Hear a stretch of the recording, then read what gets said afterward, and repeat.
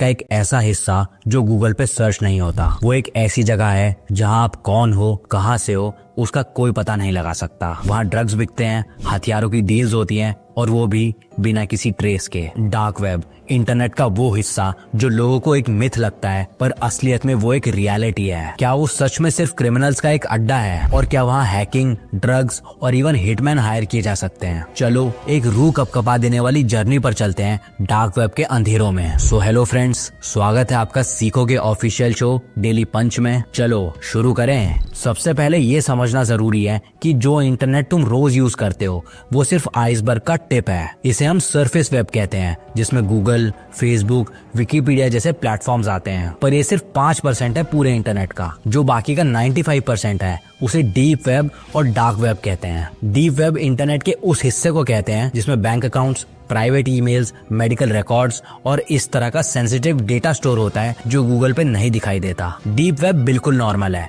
बस इसको आप सर्च नहीं कर सकते। लेकिन डीप वेब का एक अंधेरा हिस्सा है डार्क वेब। डार्क वेब सिर्फ टॉर ब्राउजर या स्पेशल सॉफ्टवेयर के थ्रू एक्सेस होता है। टॉर का फुल फॉर्म है द अनियन राउटर, और ये मल्टीपल लेयर से सिक्योर होता है, जिससे कोई ट्रैक नहीं कर सकता कि तुम कौन हो, कहाँ हो और क्या देख रहे हो। ये एक पूरा एनोनिमस जोन है, इसीलिए यहाँ लीगल और इलीगल दोनों चीजें होती हैं। पर जो चीजें यहाँ मिलती है ना, वो साइंस फिक्शन जैसी लगती हैं। फॉर एग्जाम्पल, एक टाइम पर सिल्क रोड नाम का एक मार्केट प्लेस था जो अमेजोन की तरह ही था, पर वो ड्रग्स बेचता था। उसका फाउंडर रॉस उल्ब्रिच एक मास्टरमाइंड था जो अपने प्लेटफॉर्म से हर तरह का इलीगल काम करवा रहा था। फेक पासपोर्ट से लेके कॉन्ट्रैक्ट मर्डर्स तक सब कुछ। 2013 में FBI ने उसे पकड़ा और आज वो उम्र कैद की सजा काट रहा है। पर ये भी कहानी का सिर्फ एक छोटा सा हिस्सा है। डार्क वेब के अंदर हैकिंग टूल्स, चुराए हुए क्रेडिट कार्ड्स, फेक आइडेंटिटीज, यहाँ तक कि ह्यूमन ट्रैफिकिंग तक होती है। कहा जाता है कि यहाँ रेड रूम्स भी होते हैं जहाँ रियल टाइम टॉर्चर और मर्डर्स की लाइव स्ट्रीम होती है। लेकिन क्या डार्क वेब सिर्फ क्राइम का गढ़ है? नहीं, यहाँ पर जर्नलिस्ट और खुलासे करने वाले भी अपनी आइडेंटिटी छुपा के सच्चाई सामने लाते हैं। एडवर्ड स्नोडेन, जिन्होंने अमेरिका के राज खोले थे, उन्होंने भी इंफॉर्मेशन डार्क वेब के जरिए ही लीक की थी। इवन गवर्नमेंट एजेंसीज जैसे FBI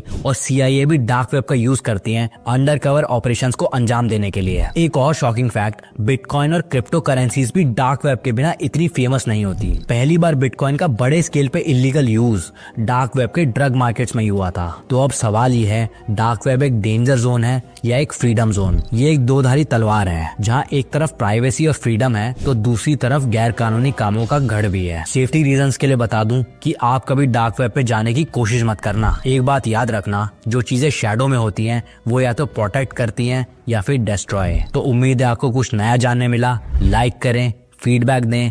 मिलते हैं अगले एपिसोड में। Bye bye and take care.